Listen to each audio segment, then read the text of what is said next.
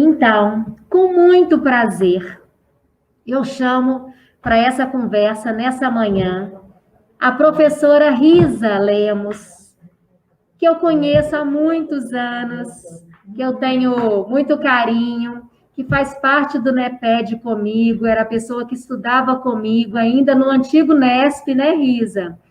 Sobre os ensinamentos do Beto e da Lu. Nós estávamos lá juntas, né, naquele processo todo, e aí foi quando a gente se embebedou e se debruçou e se viu Paulo Freireanas, né, com essa Beta e Lu, que nos deixaram esse legado tão potente, Paulo Freireano. E aí Risa agora está em Campinas, não está mais conosco em Juiz de Fora, mas está conosco no processo de discussão sobre a educação, né, sobre a educação de qualidade para todos e todas que respeita o direito de aprendizagem dos alunos e das alunas. Muito obrigada, Risa, pelo estar aqui conosco essa manhã. Seja muito bem-vinda a essa reunião de diretoras, diretores, coordenadoras e coordenadores. Obrigada, Graciele, pelas palavras tão generosas. Eu gostaria de agradecer primeiramente o convite da Secretaria de Educação, agradecer todo o carinho, toda a receptividade, dar bom dia para todos os diretores, diretoras, coordenadores, coordenadoras e todas as pessoas que estão assistindo nesse momento essa live. Eu queria pedir, Fabiano, você projeta, por favor? Eu elaborei uma apresentação para falar com vocês, só para dar uma norteada na fala, né? Eu acho que isso vai... eu acho que vai auxiliar, né, nesse processo dessa conversa nossa.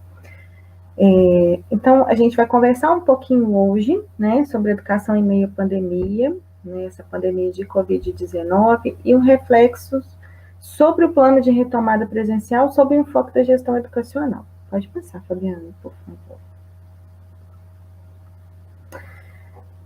Antes de mais nada, todos nós temos um lugar de fala, né? Todos nós temos uma experiência, temos uma vivência que nos coloca em uma posição de fala e que cada um que enuncia a partir de uma experiência, de uma vivência, de um ponto de vista.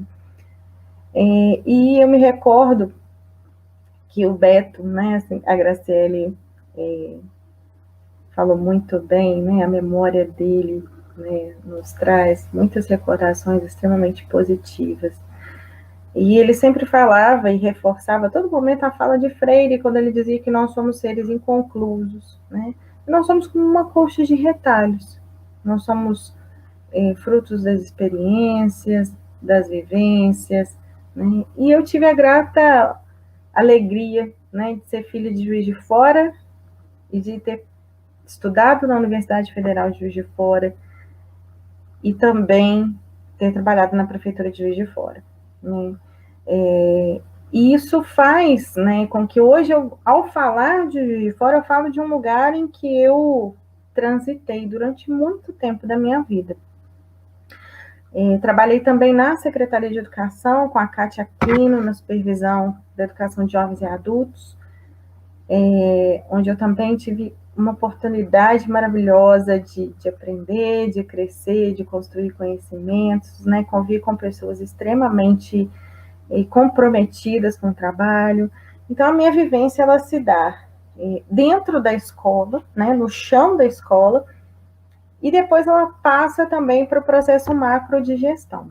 Quando eu venho para São Paulo, eu volto para a sala de aula inicialmente.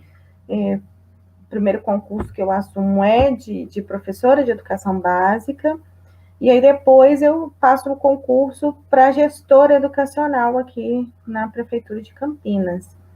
Então, hoje eu vou falar para vocês um pouco da nossa experiência na gestão educacional, nesse momento de retomada das atividades na Prefeitura de Campinas. Então, todos nós temos uma trajetória, temos uma experiência, temos uma vivência, e em Juiz de Fora eu tenho as minhas mais gratas recordações, tanto de participação no interior da escola, quanto na Secretaria de Educação, que me auxiliou nesse processo formativo, né? No Plano Municipal de Educação, nos trabalhos na Secretaria de Educação, que foram extremamente importantes para que eu compreendesse os vários pontos e as várias questões que estão imbricadas nesse processo de construção e de se fazer educação. Pode passar, Fabiana, por favor. Dito isso, eu vou falar para vocês que é muito importante a gente não perder de vista que a educação, em qualquer tempo, em qualquer circunstância e em qualquer lugar, ela vai requerer planejamento. Nós precisamos pensar, nós precisamos planejar e nós precisamos compreender a escola, o município, né, a macro e a micropolítica. Né? A educação ela é um ato político, assim como Paulo Freire sempre nos asseverou nos seus escritos, e a qualquer tempo a gente precisa pensar, a gente precisa planejar. Se não para um retorno presencial neste momento, a gente precisa pensar porque em algum momento nós teremos que retornar. E esse retorno ele precisa ser pensado. E ninguém melhor do que nós, profissionais da educação, para pensar o retorno, obviamente tendo a observância dos documentos sanitários e de todas as normatizações que são extremamente necessárias para que a gente retorne com segurança. Então, a gente percebe hoje um momento muito complexo do meio educacional, inclusive, em que diversas outras instâncias acham que podem falar de educação com propriedade. E esse uma questão muito séria, né? Nenhum de nós chega ao médico e fala para ele assim, olha, eu estou sentindo isso, isso e isso, e você vai prescrever essa medicação. Ou nenhum de nós chega para um advogado e fala para ele assim, olha, você vai fazer uma peça e você vai escrever isso, isso, isso, dessa forma. Mas várias pessoas se julgam no direito de falar da educação. E nós, enquanto profissionais da educação, precisamos nos empoderar nesse sentido e demarcar o nosso espaço sempre que possível e em todos os momentos. Falar, agir e fazer, né? O Paulo Freire sempre dizia para a gente, em todos os seus escritos, da coerência entre o que eu falo, o que eu digo, o que eu escrevo e o que eu faço. E nós precisamos, em todo momento, principalmente nessa situação que nós estamos vivenciando agora, política, social e econômica, nos posicionar, planejar, fazer e pensar. Pensar a educação e pensar a escola. Muito embora nós tenhamos orientações macro, políticas macro, nós precisamos ter uma política interna, um plano interno das escolas. Quais são, né, as situações que nós temos, qual é a realidade dessa escola, qual é o contexto da escola em que cada um de nós está inserido. Hoje eu estou trazendo um pouquinho de uma realidade que se difere muito da realidade de Juiz de Fora, porque a gente fala de uma metrópole, nós falamos de uma cidade com mais de 1 milhão de pessoas, de habitantes, mas todos esses planos, né, que a Graciele e a Nádia disseram para vocês, são norteadores. É o retrato de uma realidade, é o retrato de uma unidade educacional, em que alguns pontos podem nos auxiliar a pensar o retorno, podem nos auxiliar a pensar a escola, na medida em que a gente vai entrando em contato com essas ideias. E a gente, quando vai para uma proposta formativa, quando a gente vai para uma formação, a gente precisa estar aberto ao novo. A gente precisa estar aberto ao diálogo, aberto à construção de conhecimentos. Nós vivemos hoje numa sociedade extremamente armada uns contra os outros. E aqui eu não estou falando como uma pessoa que é detentora da verdade absoluta, que é detentora do conhecimento absoluto, mas eu estou aqui hoje na condição de uma gestora que retornou suas atividades presenciais na unidade educacional em que trabalha e que pensou, que planejou, juntamente com uma equipe, com a equipe da escola, com a equipe de profissionais, com a equipe de saúde, com a Secretaria de Saúde, todo um movimento de retorno presencial das atividades. Então, nesse momento, a gente está aqui para uma conversa, para um diálogo, né? Para a gente pensar junto, para a gente refletir. É esse o movimento, né? Ação, reflexão, ação. A gente precisa refletir sobre a nossa prática, refletir sobre o nosso local de trabalho e, sobretudo, defender esse lugar, defender essa prática e defender esse saber, né? Juiz de Fora tem uma característica muito, muito importante, que é essa perspectiva formativa dos profissionais, né? Nós temos aí em Juiz de Fora profissionais com grande formação, profissionais estudiosos, pesquisadores da escola e na escola. Pode passar, Fabiana, por favor. E aí, quando a gente pensa na construção de um documento local, e aí eu chamo de documento local um planejamento interno da unidade educacional, né? Porque hoje a gente tem uma dificuldade, às vezes, eu escutei isso de muitos colegas, eu queria que a prefeitura mandasse um documento para que a gente seguisse. E a gente precisa pensar a nossa escola, pensar a nossa realidade, baseado em alguns documentos, balizadores necessários, documentos da esfera federal, documentos da esfera estadual, documentos da esfera municipal, que culminarão no documento local que a gente vai elaborar, tendo a observância dessas legislações, que são elas que embasam todo o nosso trabalho. Então, a gente não pode perder de vista que nenhuma ação da escola, ela pode estar desvinculada de uma política macro, né? De uma política que advém da esfera federal, estadual, municipal, mas que há que se ter um documento local, assim como nós temos o projeto político-pedagógico, que ele traz um retrato da unidade educacional. Nesse momento, o plano de retomada ele não pode estar desvinculado do projeto político-pedagógico e, sobretudo, de todas as orientações, tanto sanitárias quanto educacionais, que vêm dos diversos poderes, né, que vão interferir, que vão influenciar nesse processo e que precisam normatizar esse retorno. Então, se a gente for pensar, todas essas legislações que nós temos, elas são legislações macro, né? Que são legislações direcionadas para todas as escolas, para toda a unidade da federação, no caso da esfera federal, para todas as cidades, no caso da esfera estadual, e para todas as escolas do município, na esfera municipal. E para pensar a escola especificamente, essa construção precisa ser pensada no coletivo da escola, por aqueles atores, por aqueles profissionais que estão ali todos os dias, que permanecem, né? A escola não parou, né? A escola permanece, os profissionais de educação, eles não vão voltar a trabalhar, eles não pararam em nenhum momento durante toda essa pandemia. E a gente precisa sempre fazer essa defesa, infelizmente, né? Porque muitas vezes os profissionais da educação são achincalhados, são invisibilizados, né?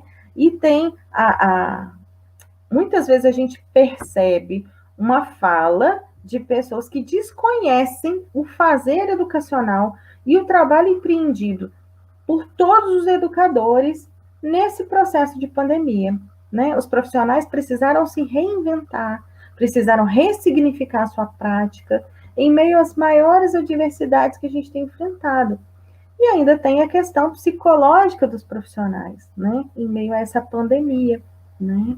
Então, o que a gente está aqui colocando para vocês é que em algum momento a escola vai precisar retornar. Qual é esse momento? Cada município vai ter o seu time. Cada município vai ter a sua política, vai ter a sua construção local, mas a gente precisa refletir antes em quais são as condições, o que a escola precisa para funcionar, tendo a observância dos documentos balizadores, tendo a observância que há toda uma legislação educacional, há toda uma legislação sanitária que nós precisamos conhecer. O conhecimento liberta, o conhecimento nos dá subsídios para que a gente possa pensar e construir um trabalho coletivo. Pode passar, Fabiana. Na esfera federal, a gente vai ter vários documentos, a gente tem vários pareceres do Conselho Nacional de Educação que vão estar orientando, normatizando, e que desde 2020 vem fazendo esse movimento conosco de orientação sobre educação em meio a esse processo de pandemia. Então, a gente tem pareceres de reorganização de calendário escolar, de realização de atividades pedagógicas presenciais e não presenciais. A gente tem diretrizes para implementação de legislações, de normas educacionais que necessitam ser adotadas nesse período de calamidade pública. A gente tem pareceres que falam sobre as orientações para o atendimento ao público da educação especial. Pode passar, Fernanda. Pode passar. A gente tem resoluções que falam para implementação, estabelecendo normas para educacionais excepcionais para adoção nos sistemas de ensino, instituições e redes escolares públicas, privadas, comunitárias e confessionais durante essa questão de pandemia, dentre outras determinações. No caso específico da educação infantil, inclusive, o documento federal, ele vai dizer para a gente que não existe EAD na educação infantil, né? Então, quais são as ações que podem ser pensadas? Né? E esses documentos, eles vão dar um norte de maneira macro para que a gente possa pensar o trabalho da escola.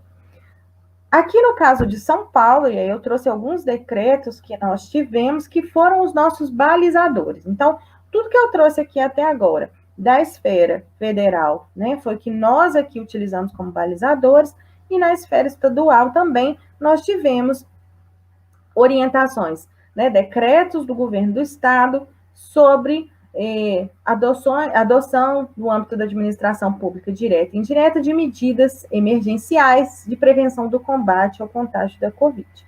Foi baseado nesse decreto, inclusive, que Campinas suspende as atividades presenciais em todas as escolas de educação infantil, ensino fundamental, EJA, em toda a rede. A gente tem um decreto também que falou sobre as medidas de quarentena, né? Então ele foi delimitando, e esse documento ele instituiu o Plano São Paulo. A gente tem um decreto que fala sobre a retomada das atividades e aulas presenciais no contexto da pandemia. Esse também foi um documento importante, né, que ele veio traçando como que seria essa retomada das atividades presenciais nesse contexto de pandemia que a gente teve. Que a gente tem, né, que nós ainda estamos atravessando. Pode passar, Fabiana. E aí a gente entra nos documentos da esfera municipal, que são os nossos norteadores mais diretos, né? Porque todos eles dialogam com as orientações advindas do governo federal e dos estados. Então, o município de Campinas, ele elaborou alguns decretos, comunicados e resoluções nos direcionando nesse sentido. O primeiro deles foi sobre a criação do Comitê Municipal de Enfrentamento à Pandemia no município. Então, esse comitê municipal, ele foi traçando algumas possibilidades e orientações para todos os espaços públicos de Campinas para organização e atendimento nesse momento de pandemia. A gente vai ter decreto sobre a suspensão de todas as atividades escolares, que foi do dia 16 de março de 2020. Então, desde então, nós ficamos em atividades remotas, em atendimento remoto, e realizando o que foi denominado ações mitigadoras. Né? No caso da educação infantil, especificamente, que nós chamamos de ações mitigadoras para atendimento às crianças, para atendimento às famílias, para uma articulação, né? Não perder o vínculo com a escola. A gente tem um comunicado, e aí especificamente da Secretaria de Educação, então, que a gente começa agora a falar. Um comunicado sobre os procedimentos realizados durante o período de suspensão das atividades escolares, e aí esse comunicado, ele vai trazer algumas orientações para as escolas, resolução que vai falar sobre os procedimentos pedagógicos e administrativos adotados como medidas mitigadoras nas escolas, então são vários procedimentos que eles vão, né, dentro da legislação especificar para a condução do trabalho na escola. Pode passar, Fabiana. Pode. A retomada, né, um decreto que fala sobre a retomada parcial das atividades presenciais, e aí ele institui, né, no ensino superior e na educação profissional. A gente tem um decreto que vai falar sobre a prorrogação do período de quarentena, vai falar sobre a retomada das atividades presenciais na educação básica e na educação superior. Tem um documento que vai falar sobre as atividades escolares presenciais na educação básica, nas instituições públicas e privadas no município de Campinas. Pode passar.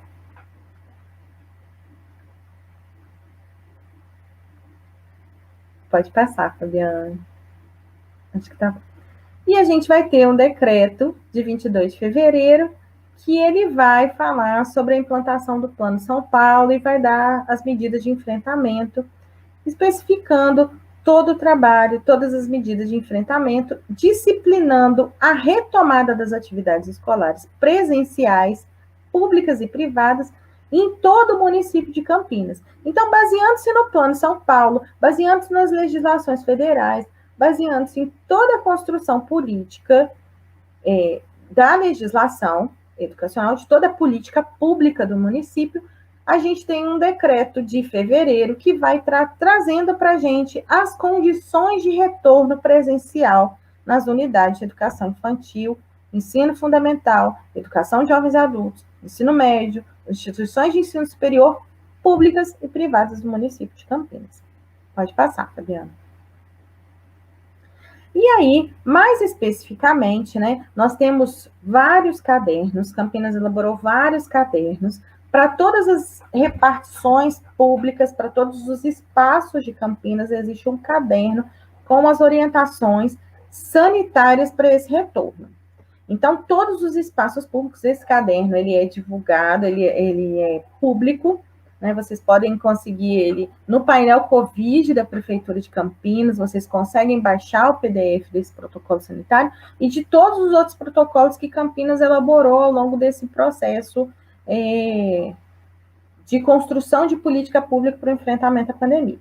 Mais especificamente da educação, nós temos o caderno 6, que é o protocolo sanitário municipal, que vai tratar especificamente de toda essa questão do retorno para a educação. Pode passar, Fabiana.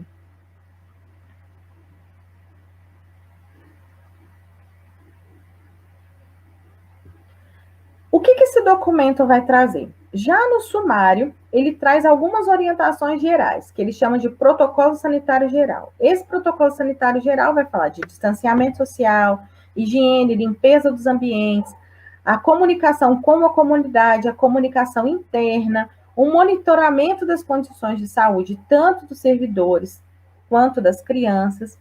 Ele vai trazer um protocolo sanitário específico para a educação infantil, um protocolo para o ensino fundamental, médio e educação de jovens e adultos.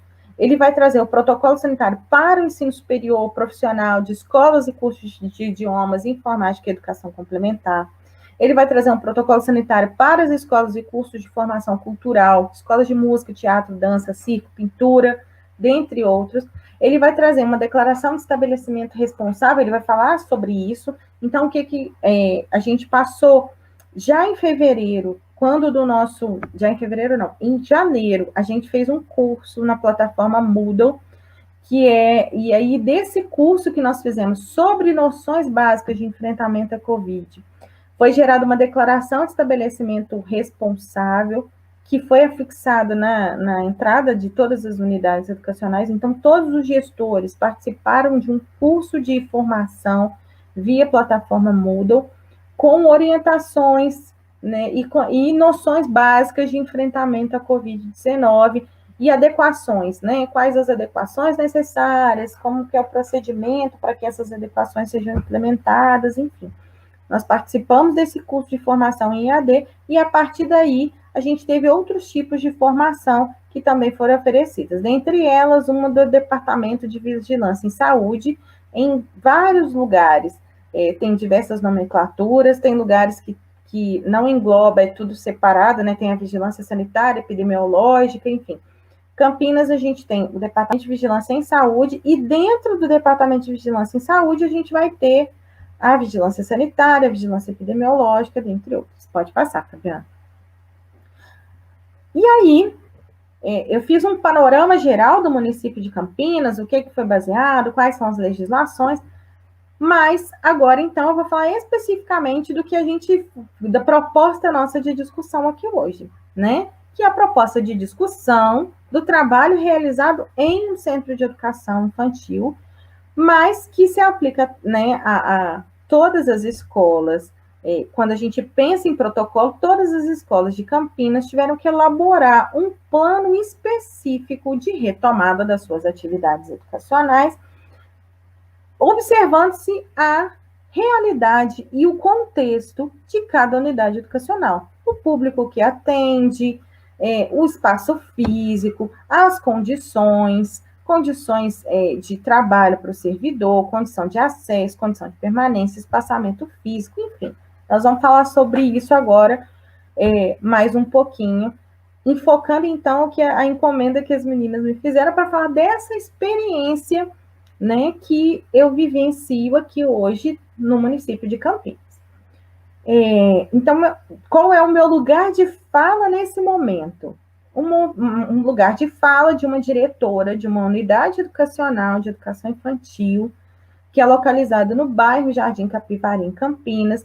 Esse bairro ele fica localizado na região sudoeste do município, e aí Campinas tem uma característica diferente de Juiz de Fora.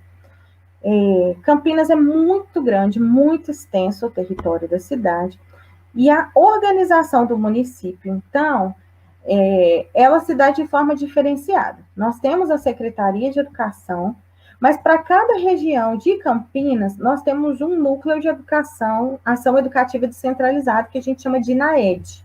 Então, nós temos em 5 regiões: Sudoeste, Leste, Noroeste, Sul e...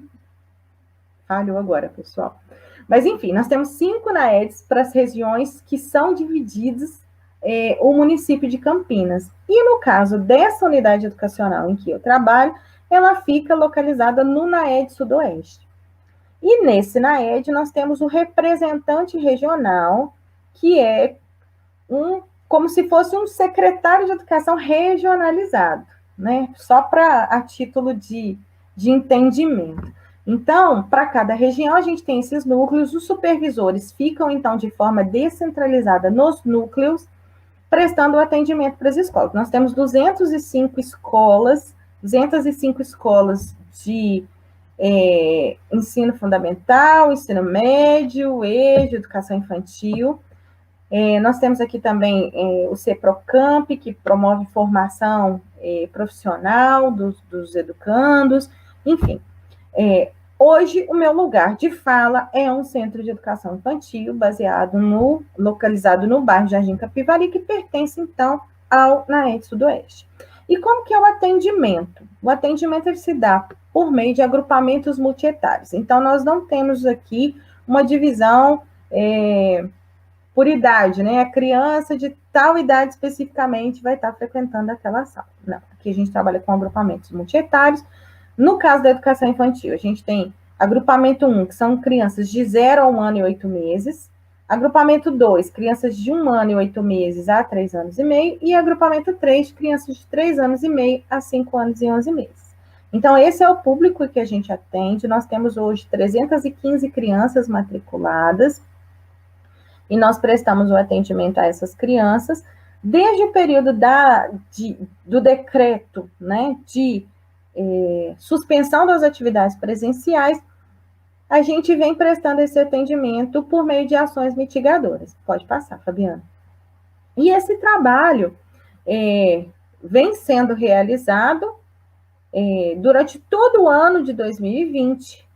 E aí, em 2021, com essa possibilidade de retorno das atividades presenciais, nós, a partir desse contexto de vivência que nós tivemos ao longo de todo o ano de 2020, a gente começou a pensar em estratégias para o atendimento de 2021. Então, qual foi a nossa principal ação nesse ano?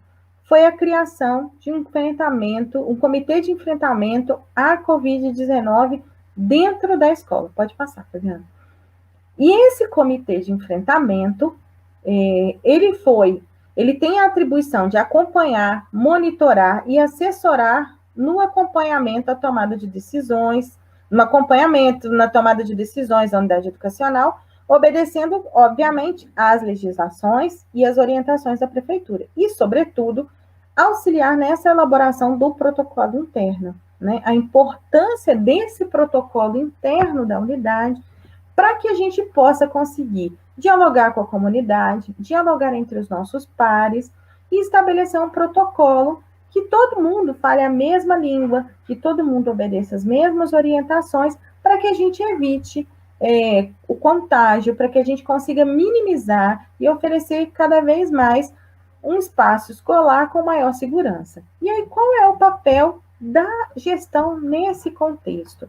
E aí, quando a gente fala de gestão, aqui nós temos a compreensão de que a gestão é uma equipe gestora, né? O diretor não é o único gestor da unidade, não é ele que toma todas as decisões, até porque o princípio democrático de gestão, ele também fala do compartilhamento, o compartilhamento das ações, das tarefas, do trabalho e da tomada de decisão. Então, como é o papel da gestão? E nesse caso, no caso do CELID, nós temos uma equipe gestora composta por uma diretora, por uma vice-diretora, por uma orientadora pedagógica, e nesse contexto também nós compreendemos como parte da equipe gestora o conselho. O conselho da escola, ele é fundamental nesse processo.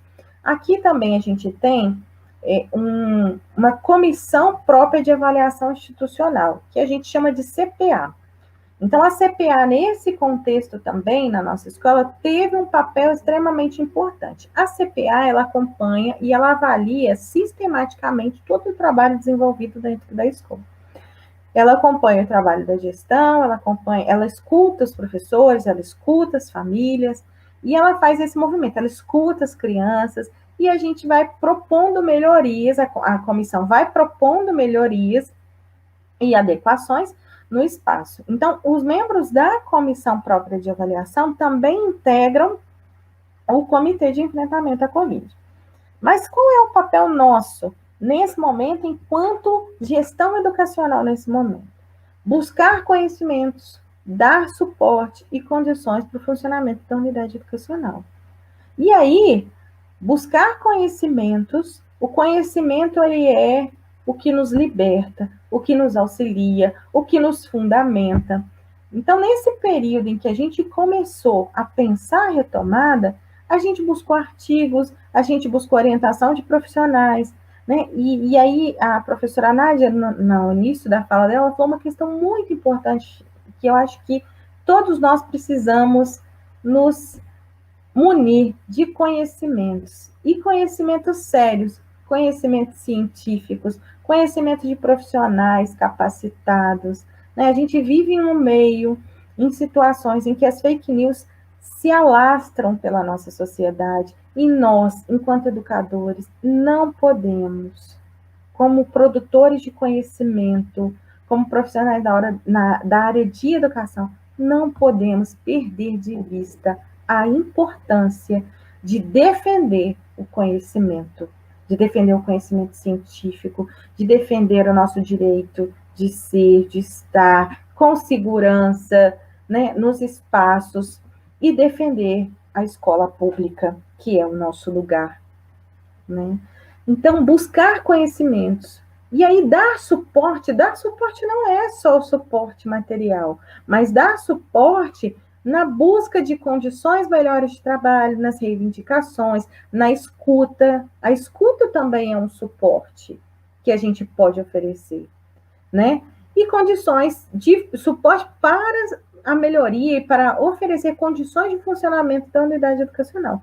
Isso eu vivi em Juiz de Fora, eu estive nas escolas públicas, eu vejo gestores extremamente comprometidos, gestores sérios. Eu tenho muito orgulho de dizer que eu venho de Juiz de Fora, eu tenho muito orgulho de dizer que eu já integrei a rede municipal de Juiz de Fora, porque eu vejo comprometimento diário de vários gestores, de vários educadores, nesse processo de construção da escola pública. Então, nada mais é do que o que todos vocês já fazem sempre, né? Eu via diretores, quando eu trabalhava na secretaria, eu via diretores extremamente comprometidos, que iam dialogar conosco, que iam buscar informações, que iam buscar orientações, que faziam essa parceria. A gente não pode entender a Secretaria de Educação como opositores, a gente não pode entender principalmente, às vezes, a gente, nas escolas, às vezes as pessoas enxergam, né, os próprios profissionais, às vezes, enxergam o gestor, a equipe gestora, como opositores, e, na verdade, nós somos todos educadores. E isso a gente precisa, nesse momento de pandemia, a gente precisa perceber que a gente tem que se irmanar. Não é o momento da gente ficar numa guerra de forças, que a gente ficar com cabo de guerra, né? Nós precisamos nos unir. Nós precisamos pensar a escola, nós precisamos defender o nosso espaço e nós precisamos buscar conhecimentos. Né? A pandemia nova pode passar, Fabiana. A pandemia tem questões que a gente desconhece, né? Mas a gente precisa, nesse momento, pensar, né? E o convite, a conversa que eu tive com as meninas, né, na segunda-feira, a fala delas foi muito clara no sentido de, olha, nós queremos pensar juntos. E eu acho que isso é muito importante, essa abertura para o pensar, essa abertura para a autonomia da escola pública, né?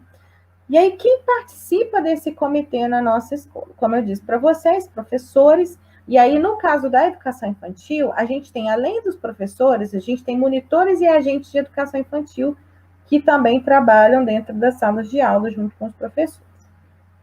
Então, nós temos um atendimento das crianças do agrupamento 1 e 2 em período integral. Nós temos as crianças... Pode passar, Fabiana. Nós temos o atendimento das crianças de agrupamento 2, também integral, e agrupamento 3, que seriam as crianças de 4, 5 anos e 11 meses, em período parcial. E aí, como que funciona esse trabalho, né, dentro da escola? E a gente tem 3 eixos. O primeiro deles é a assistência social. Então, como que funciona esse eixo de assistência social? É um acompanhamento das famílias, é um atendimento das crianças, não perdendo de vista a dimensão social.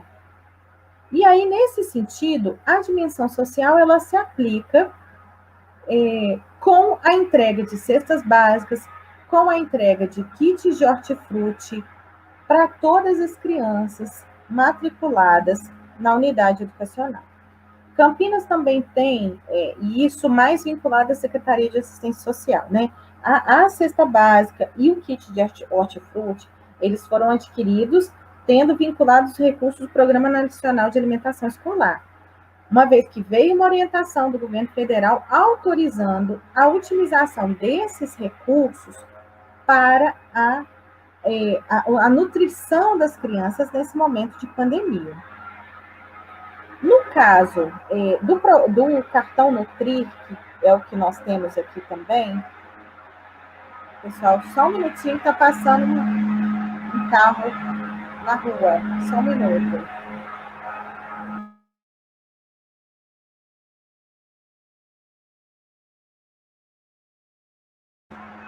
Tá dando para ouvir, Fabiano? Tá muito ruim?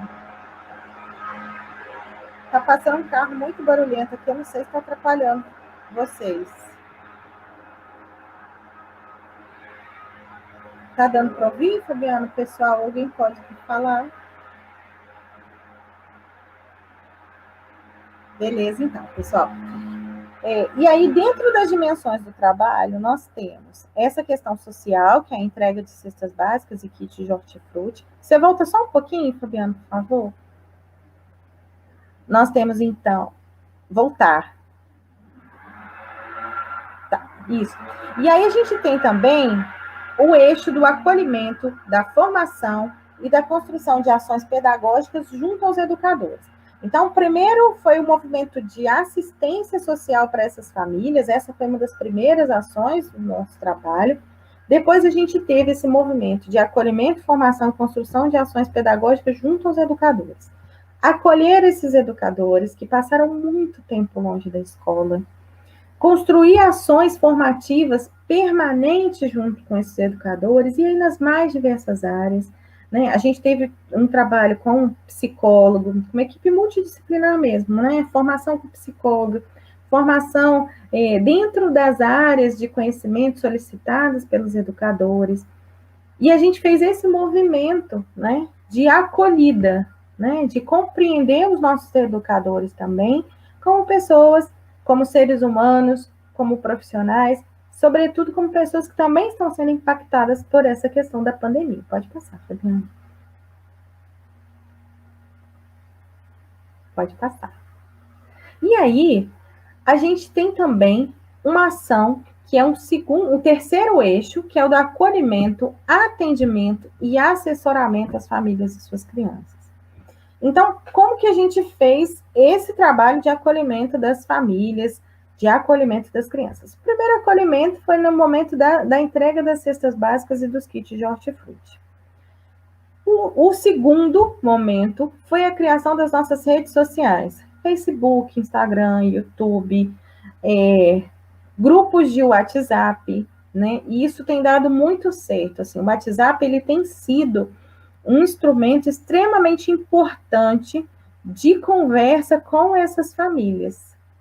Ele tem sido um espaço muito rico em que as famílias têm dialogado conosco, têm trazido seus anseios, e para além disso, a gente tem feito lives, a gente tem feito reuniões via Google Meet, pode passar, Fabiano, reuniões via Google Meet, a gente tem feito várias ações de diálogo junto com os educadores, com as famílias, com as crianças, para construir esse nosso protocolo de retorno. Então, como que esse protocolo ele foi pensado? Primeiro momento foi a promoção de um diálogo intersetorial. Na Secretaria de Educação, na Secretaria de Saúde, assim como a Nádia já colocou para vocês, há um diálogo, né, entre as secretarias nessa construção. Assim como teve um diálogo aqui em Campinas nessa construção para a elaboração do nosso caderno 6. Dentro da escola, a gente também pensou a partir de um diálogo intersetorial. E é aí, nesse momento, que a gente conta também com o apoio da Sandra Tibiriçá, que é daí de Juiz de Fora, que, né, a Nádia no início também falou a respeito da live que ela fez aí com vocês. E ela tem nos assessorado de maneira muito intensa, tem nos apoiado, a gente tem buscado esse diálogo intersetorial que tem auxiliado sobremaneira nessa construção do nosso protocolo. Pode passar, Fabiana. E não só a professora Nádia, não só a professora Sandra, a gente tem a professora Damares Maranhão, a gente tem a professora Roberta Borges da Unicamp, que é da educação, a professora Sandra Leite, que também é da Unicamp e é da área de educação. Então, a gente tem trazido profissionais para consubstanciar essas nossas discussões. E aí, o primeiro ponto, né, e aí a gente elaborou esse quadro a partir dessas discussões, que é um quadro com um mapa, uma planta baixa da escola. Nessa planta baixa, o que nós temos? Nós temos todas as áreas da escola, e aí isso aqui, esse documento, ele foi elaborado, essa planta baixa que compõe nosso protocolo de retorno, ela foi elaborada com base em conhecimentos científicos. Ela foi elaborada com base em leitura de artigos e sob a orientação da professora Damares Maranhão. O que isso significa? Nós temos áreas vermelhas, que são áreas críticas de contaminação. Quais áreas são essas? Banheiros, refeitórios, cozinha, refeitório de funcionário. Essas são áreas críticas de contaminação. Uma das coisas também que nós estabelecemos é que na escola tem uma área de isolamento. Então, tem uma sala, um espaço que foi destinado para isolamento de pessoas sintomáticas. Então, uma criança chegou na escola, né? A gente vai falar daqui a pouquinho, de forma rápida, qual é o nosso protocolo, desde a hora que a criança chega até a hora que a criança vai embora. Mas se a criança chegou na escola e durante o período de atividade educacional, ela apresentou qualquer sintoma para a Covid-19, a gente precisa chamar a família dessa criança. Chamando a família, até que eles cheguem, essa criança precisa ficar em algum lugar. E aí nós estipulamos uma sala de isolamento, em que tem o mínimo possível de coisas para serem higienizadas, e que até que essa família chegue, essa criança fica nessa sala com o profissional devidamente utilizando os EPIs necessários. Enfim, essa área é também uma área crítica. Nós temos as áreas semicríticas, que são as salas de aula, secretaria, sala da gestão, e a gente tem as áreas não críticas, que são todas as áreas externas, com incidência de luz solar, ao ar livre, em que não há uma possibilidade muito grande de contaminação em virtude das suas especificidades, por ser uma área com circulação maior de ar, enfim.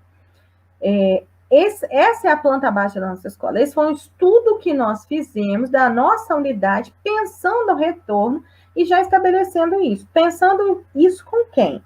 Pensando com as meninas da limpeza, pensando com as meninas da cozinha, pensando com toda a equipe da unidade educacional, quais seriam essas áreas e como que funciona o processo de higienização desses espaços, a frequência da higienização, quais as áreas que a gente precisa se concentrar melhor, porque assim como em qualquer outro lugar, a gente também tem um número de profissionais de limpeza e a gente tem que trabalhar com o número que a gente tem, né? Então, é muito importante a gente refletir a nossa realidade.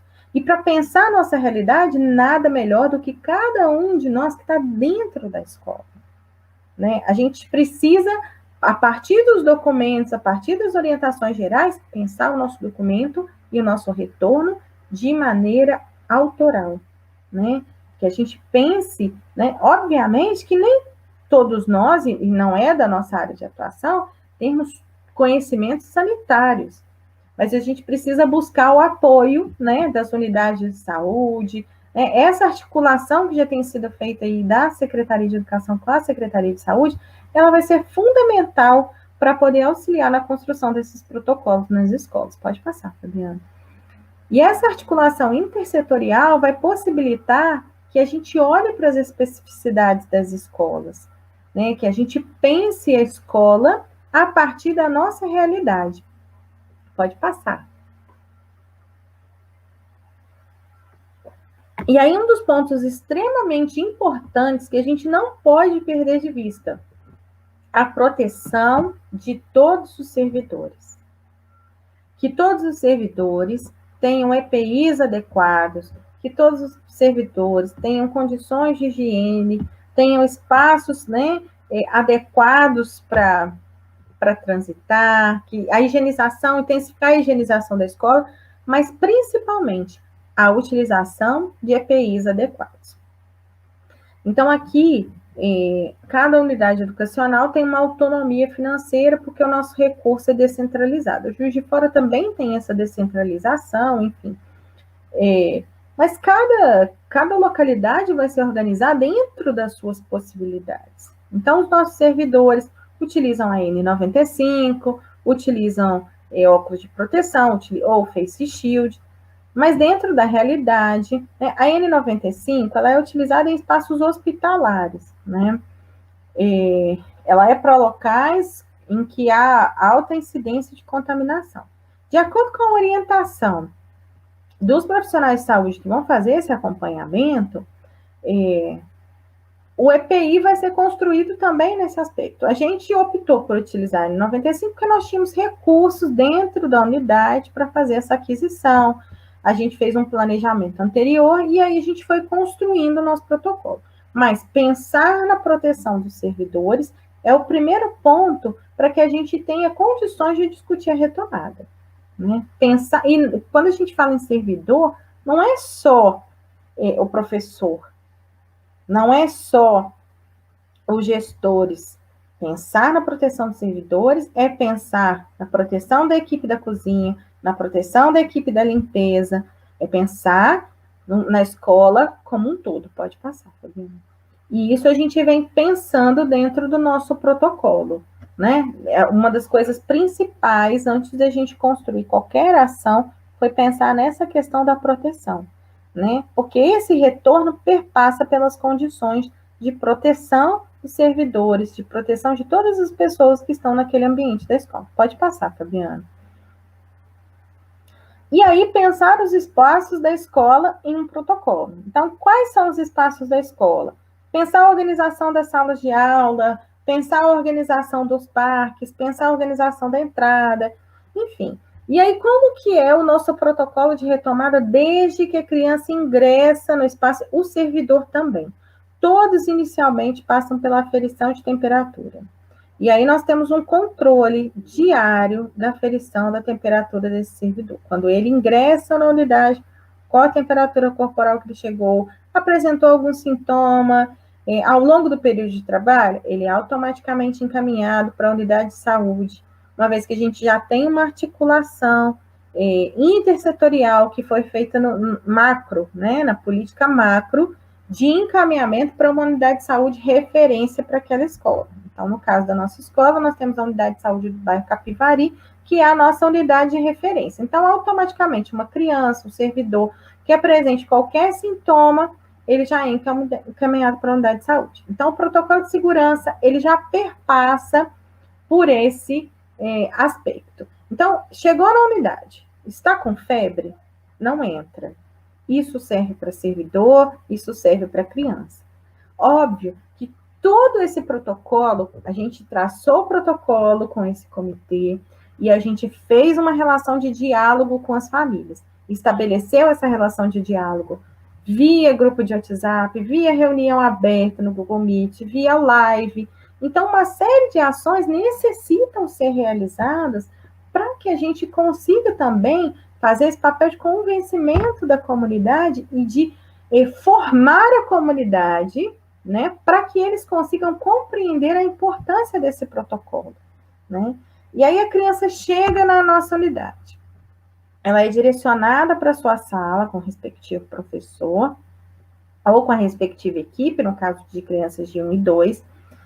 E nós temos aqui estabelecido que o protocolo de atendimento é da seguinte forma: 35% da capacidade para as crianças de AG3, que são as crianças maiores, né, até 5 anos e 11 meses, e as crianças menores e os bebês, 25% da capacidade.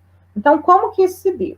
Isso deu baseado num estudo realizado do metro quadrado por aluno, do espaço físico de cada escola. Então, tem escolas, todas as escolas vão ter crianças, 35% das crianças no agrupamento 3? Não.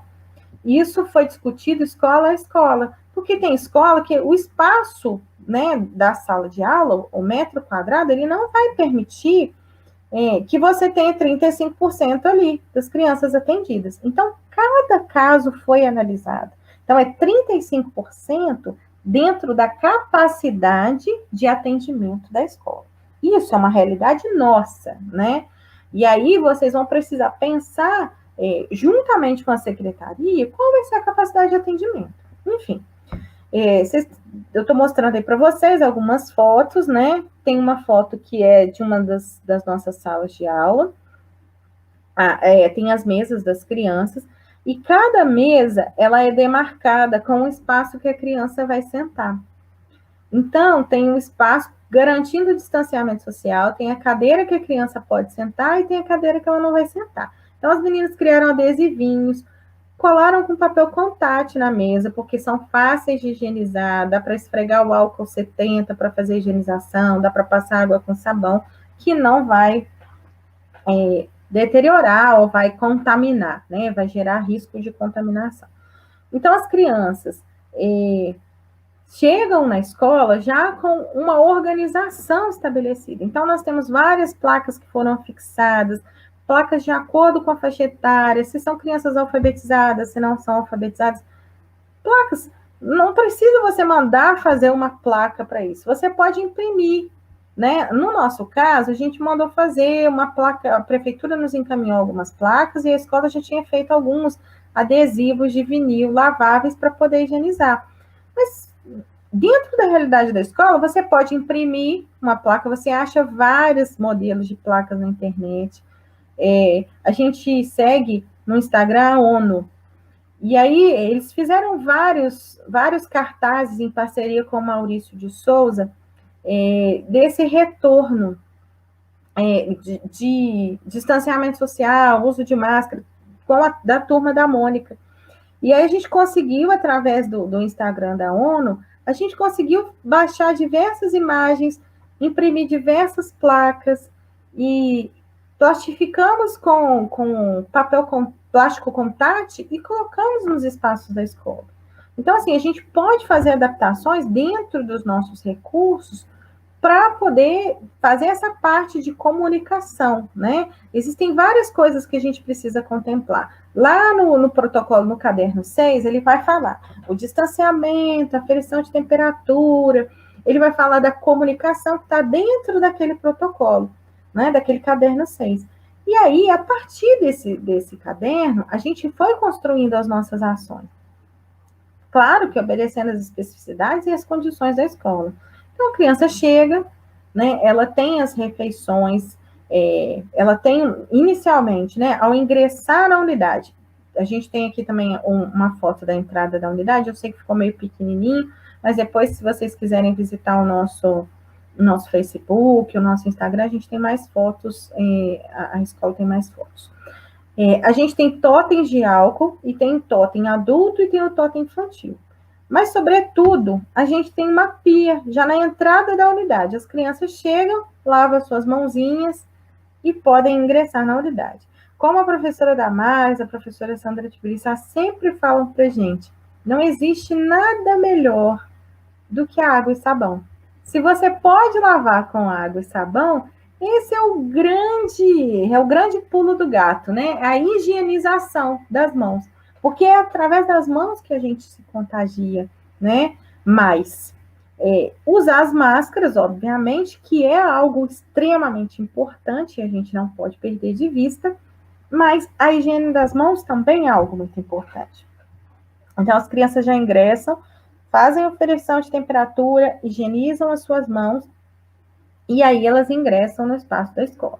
Ingressando no espaço da escola, tem as cadeiras demarcadas, as mesas demarcadas, cada uma tem o seu material escolar específico para ser utilizado somente por ela dentro da escola. E todos os espaços da escola, eles estão liberados para a criança utilizar. Então, vai no parque, e aí a gente distribuiu por coortes. O que é isso?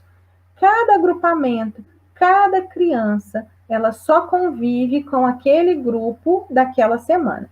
Então, a gente dividiu os 35% em 3 semanas. Então, 3 semanas, a turma foi dividida em 3 grupos, e aí numa semana vem um grupo, e os outros 2 grupos ficam em casa com ações mitigadoras online. Na outra semana, aquele grupo que veio fica em casa, e vem mais um novo grupo. E assim a gente realiza um ciclo de atendimento, sempre em coortes. Por quê? Porque se tiver qualquer tipo de contaminação, todas as crianças, elas convivem entre si naquele espaço.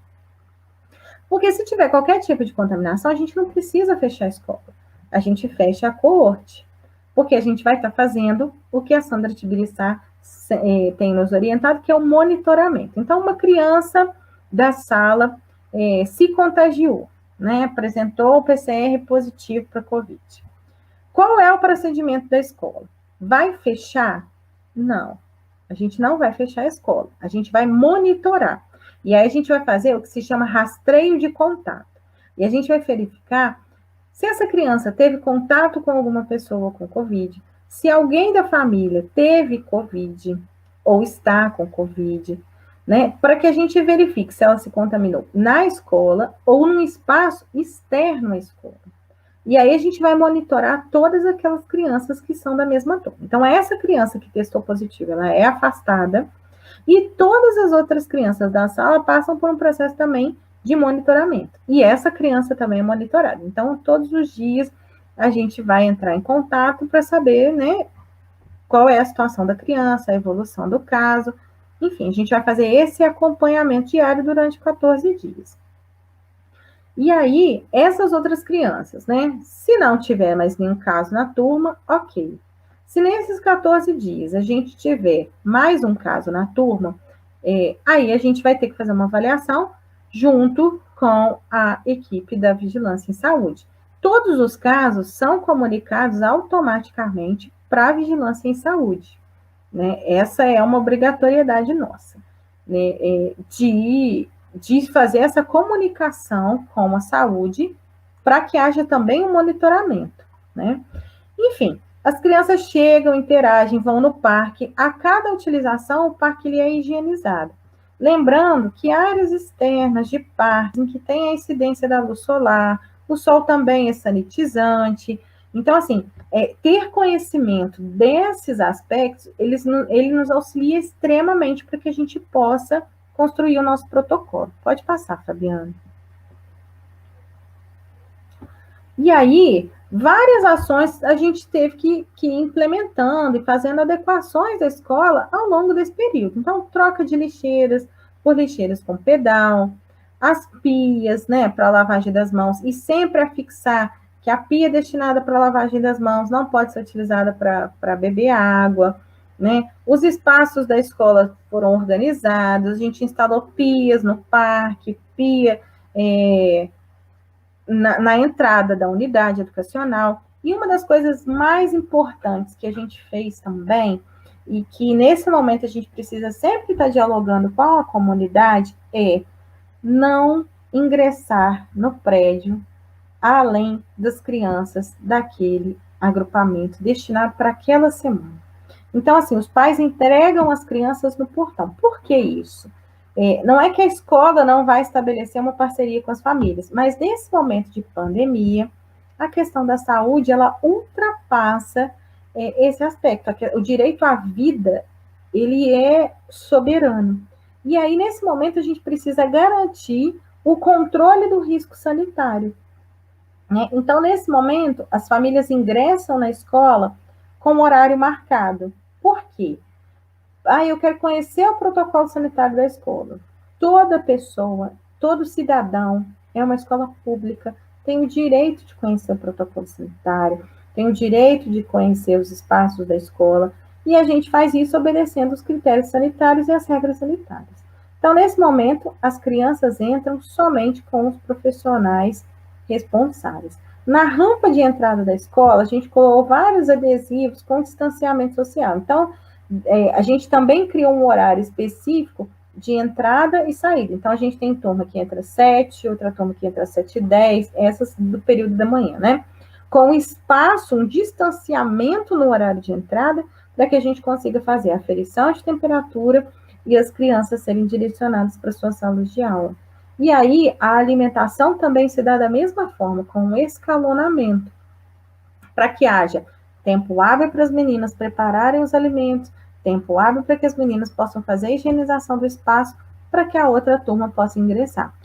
Tudo isso, a gente só consegue pensar se a gente tiver representantes de todos os segmentos da escola nesse comitê, nessas discussões que a gente realiza. Porque as meninas da limpeza vão dizer para a gente, qual o tempo que demora para você limpar a mesa, enfim. Isso tudo a gente precisa fazer uma articulação interna. E aí, no refeitório, a gente tem demarcado o espaço que a criança vai sentar. Então, a gente fez um jogo americano de vinil lavável autocolante e colamos nas mesinhas, já obedecendo a questão do distanciamento social. E aí, cada criança já chega, já tem o seu lugar demarcado na mesinha. É um joguinho americano ilustrativo, então isso já chama atenção, ela já chega, ela já senta, né, para o distanciamento social. Obedecendo também as normas e as orientações da saúde, aí tem a questão do uso de máscaras. Então, para as crianças maiores de 3 anos, né, a gente solicita, né, o uso de máscaras. Para crianças menores, a gente não utiliza, né? Então, assim, tem uma série de critérios, uma série de coisas que a gente precisa conhecer. E a gente só consegue conhecer se a gente só consegue fazer um plano se a gente conhece essas questões para que a gente possa pensar a escola a partir desses referenciais. Pode passar, Fabiana. Lembrando, pessoal, que, claro, que a realidade nossa é uma realidade diferente, mas a gente precisa pensar a partir das outras experiências, a partir dos outros cadernos, e a partir das orientações que vêm da secretaria, que vem da Secretaria de Saúde, que vem das outras escolas, né? O conhecimento ele não é para ficar preso numa caixinha. O conhecimento é para a gente compartilhar. Então, o que a gente está fazendo aqui hoje é o compartilhamento de uma experiência baseada numa realidade X, mas que em algum momento talvez possa ser adaptada quando da retomada das atividades na cidade de Juiz de Fora, né?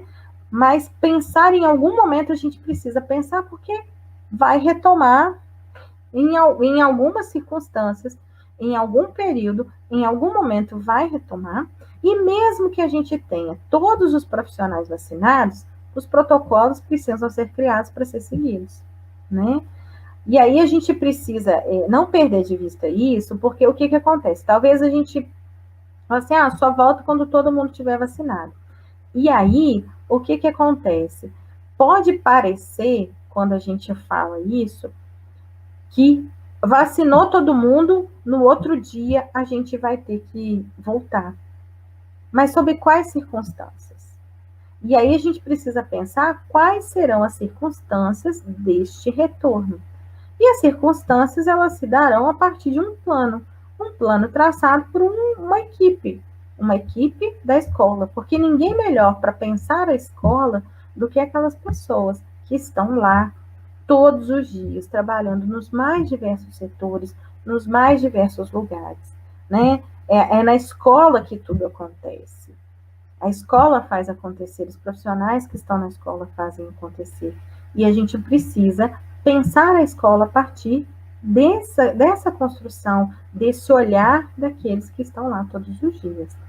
E aí, pessoal, eu trago para vocês aqui uma foto do nosso refeitório com os joguinhos americanos que eu disse para vocês. Eu acho que deve estar meio pequenininho, mas, enfim. Placas, o tempo todo, a escola tem placas fazendo esse apelo através da imagem, né, para utilização do uso de máscaras, distanciamento social, higienização das mãos, uso do álcool, enfim. Nós temos a secretaria da escola, em cima, não dá para vocês verem certinho, mas tem já a indicação do estabelecimento responsável, que é aquele curso que a gente fez, então ele tem que ficar afixado em um local visível. A gente tem disponibilizado para a comunidade o caderno 6, para que eles conheçam o protocolo, e também agora como a gente alterou, né, essa organização do retorno, a gente está terminando a elaboração do nosso plano de retomada com as novas porcentagens, porque até então ia entrar em 35% de toda a unidade educacional. E aí, nessas discussões da educação com a saúde, decidiu-se por ser 25% nos agrupamentos 1 e 2. Então, é uma dinâmica que ela vai mudar a todo momento. Né? Pode passar, Fabiana. Mas que a gente precisa pensar e construir os nossos planos. A gente tem vários espaços externos, a escola é bem arborizada, e aí a gente tem também um espaço que é uma casinha faz de conta, em que é como se fosse uma casa, né, só que em miniatura. Esse espaço, nesse momento, a gente não vai utilizar, porque a gente não garante o distanciamento social. Então, até avaliar os espaços que poderão ser usados, os espaços que a gente não vai poder utilizar, os brinquedos, né? Tudo isso a gente precisa pensar e pensar com a equipe. Por exemplo, pelúcia, a gente não vai poder utilizar nesse momento, né?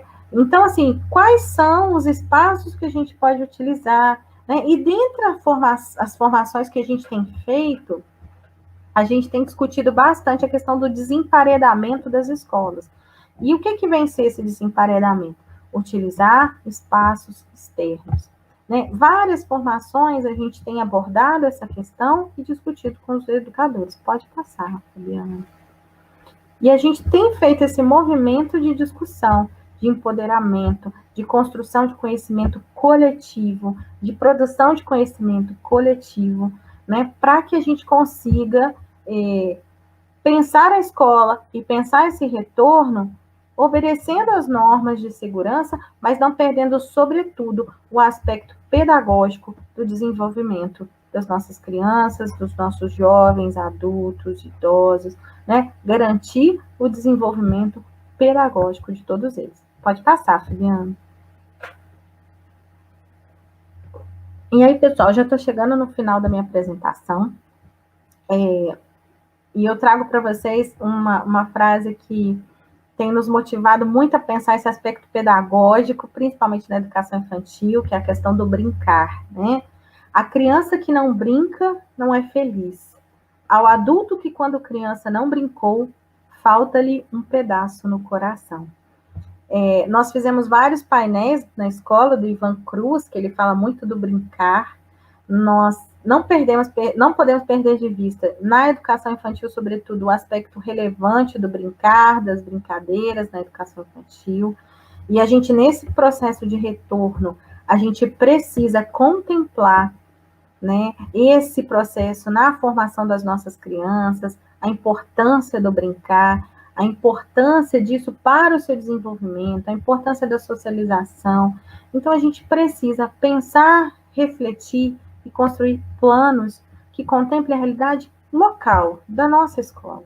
Né? Não há uma receita de bolo, não tem uma fórmula mágica para a gente voltar, não tem questões externas, somente externas para serem pensadas, mas a gente precisa, sobretudo, olhar para dentro, olhar para a nossa escola, olhar para a nossa realidade, elencar tudo o que precisa ser feito, tudo que precisa ser modificado, quais as ações precisarão ser implementadas, solicitar o que não está dentro da nossa possibilidade, mas tudo que está dentro da nossa possibilidade, a gente fazer. Né? Não existe uma forma de simplesmente retornar às atividades presenciais como até então a gente vinha fazendo. Isso para nós, assim, foi muito claro nesse momento que a gente está retornando, né? Nós retornamos essa semana. Não existe uma fórmula mágica, mas não existe mais a possibilidade de a gente retornar às atividades como a gente fazia até então. A gente precisa, assim como a gente teve que repensar a escola, assim como a gente teve que repensar o nosso trabalho educacional, a gente vai ter que repensar também esse retorno. Né? Eu trouxe aqui uma experiência nossa, mas vocês têm profissionais extremamente capacitados, extremamente qualificados. Juiz de Fora é uma rede que tem muitos profissionais que tem grande contribuição, de grande relevância, profundos conhecedores da escola, profundos conhecedores da educação. Eu acho que vocês têm, né, a ferramenta humana, né, ela é extremamente importante. Os recursos humanos, né, eles são extremamente importantes. E isso vocês têm de sobra. Né, recursos humanos, pessoas qualificadas, profissionais competentes. Durante o tempo que eu trabalhei na Secretaria de Educação, eu convivi com diretores extremamente competentes, extremamente dedicados, e eu acho que pensar esse plano de retomada, olhando para a escola de vocês, mapeando a escola de vocês, vendo todas as dificuldades, mas também olhando para todas as possibilidades que vocês têm, né? E eu acho que esse é o movimento que a gente precisa fazer, né, de buscar apoio, de buscar auxílio e de se apoiarem mutuamente. E às vezes o trabalho do diretor parece que é muito solitário, né? Parece que a gente se sente muito sozinho às vezes. mas a gente precisa fazer esse encontro com o outro, né? De estar de olhar para o outro. Isso que a Graciele fez, né, no início da fala dela, da empatia, né? O mundo carece de empatia, né? De olhar para o outro com outros olhos, de olhar para o outro reconhecendo nele o inacabamento que todo ser humano tem e nós também temos, né? E pensar na formação das nossas crianças, dos nossos jovens, adultos, idosos, nessa perspectiva de inacabamento, de aprendizagem constante. Todos os dias nós estamos aprendendo. Se vai dar certo, como que vai se dar, né, daqui a um mês, daqui a 2, a respeito do nosso retorno, eu não sei dizer para vocês agora, porque a gente está tentando, né? A gente está começando, retornando agora. O que eu posso dizer para vocês é que ontem eu ainda falava com os profissionais da unidade. A nossa escola está muito mais bonita desde que as crianças retornaram. Ontem nós fizemos também uma live com as famílias, com a Sandra Tibiriçá. E várias famílias perguntaram muitas dúvidas, né? E a Sandra fazia esse movimento com eles. Olha, perguntem, busquem informações sérias, busquem informações corretas, né? Busquem informações da ciência, e tirem suas dúvidas, né? A gente não pode dar garantia nenhuma para ninguém. Nós não estamos seguros, como a Sandra mesmo disse ontem, nem dentro das nossas casas. Esse momento, assim, a gente vive situação de extrema insegurança no mercado, na farmácia, no ônibus, em todos os espaços, né? A gente precisa se cuidar. Eu cuido de você, você cuida de mim. Ao cuidar de mim, eu estou também cuidando de você. Porque nós estamos todos interligados, né? Não existe mais espaço para o eu. Existe espaço para o nós. Esse é o momento, né? E eu acho que esse é o momento também da gente reforçar. Acho que já ficou muito claro para todas as pessoas que a educação, ela faz extrema diferença na sociedade. Eu acho que já ficou muito claro a importância dos profissionais da educação. Já ficou muito claro a importância da ciência, a importância do conhecimento, a importância do empoderamento das pessoas e dos profissionais da saúde, da educação.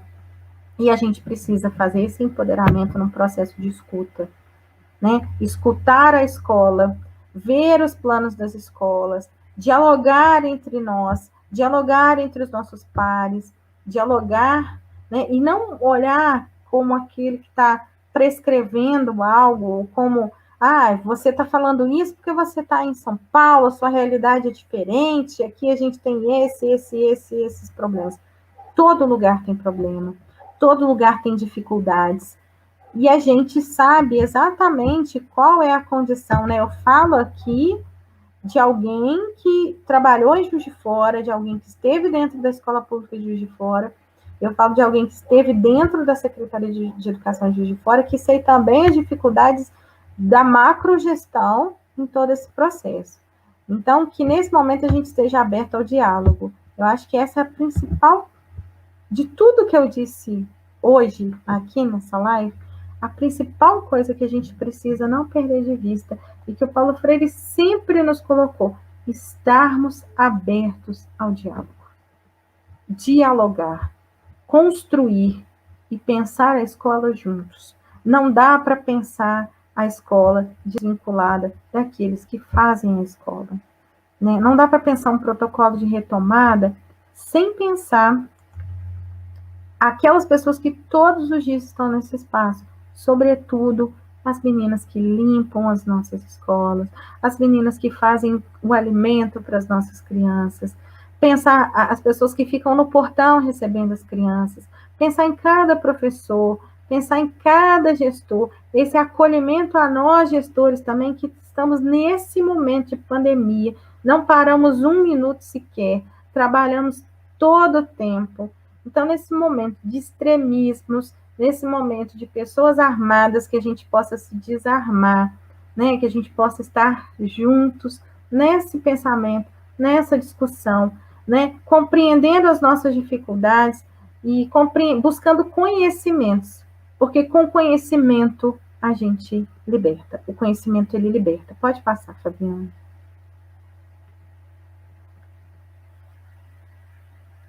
Pode passar. Pessoal, eu queria agradecer imensamente o convite que vocês fizeram. Eu não sei se eu contemplei, né, o que vocês esperavam de mim nesse momento, mas eu queria dizer para vocês que fiquei muito feliz de retornar a Juiz de Fora, mesmo que virtualmente. Juiz de Fora mora no meu coração, é a minha terra. Pedro Nava diz que quem tem um umbigo enterrado em Juiz de Fora sempre vai estar com o seu coração lá. E o meu coração está em Juiz de Fora, minha família está em Juiz de Fora. Eu tenho um imenso carinho pela Secretaria de Educação, pelas escolas de Juiz de Fora.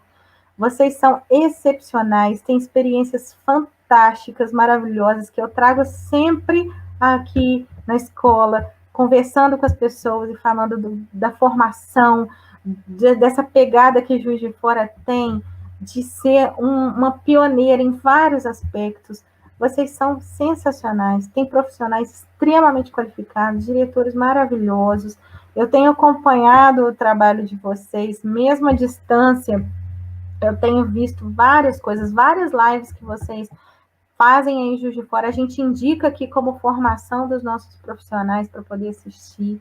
Nós somos uma rede, né, um sistema. A gente precisa pensar como um sistema educacional em que a gente se ajuda, em que a gente se apoia, em que a gente está junto um com o outro. E eu acho que é esse o movimento que a gente não pode perder de vista, né? Não olhar para os outros como opositores, mas olhar como educadores, que todos nós somos, olhar a contribuição que cada um pode dar, né? Eu acho que esse momento é a hora da gente olhar e pensar. E ninguém melhor para planejar a escola do que os educadores.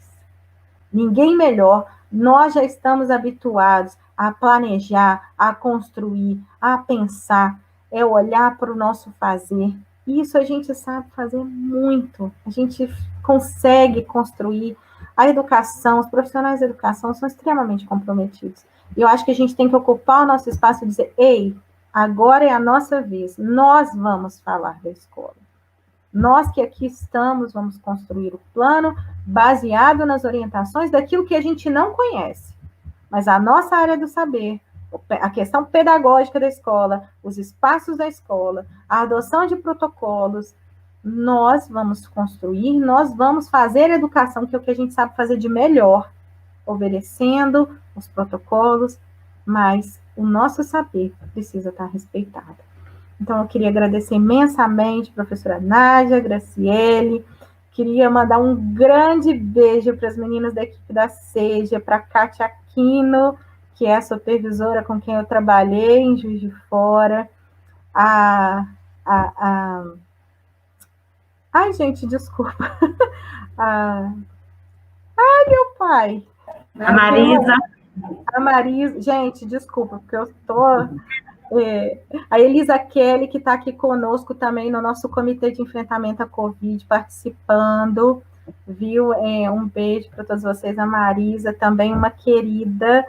Juiz de Fora mora no meu coração, a secretaria, todos os profissionais da secretaria, meu grande beijo, todas as escolas de Juiz de Fora, vocês são sensacionais, eu acho que tem muito potencial e vai dar tudo certo. E a gente tem que pensar positivo, observando as normas, nos cuidando, mas não perdendo de vista. Somos todos educadores. Esse tem que ser o nosso lema daqui para frente. Obrigada, pessoal.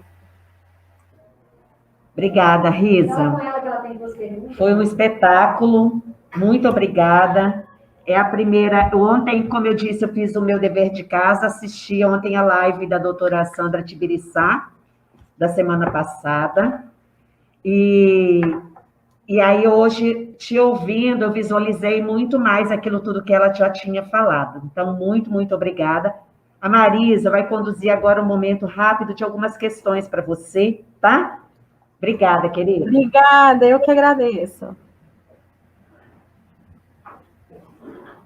Marisa, estou falando com você desde ontem, eu estou assim, Marisa!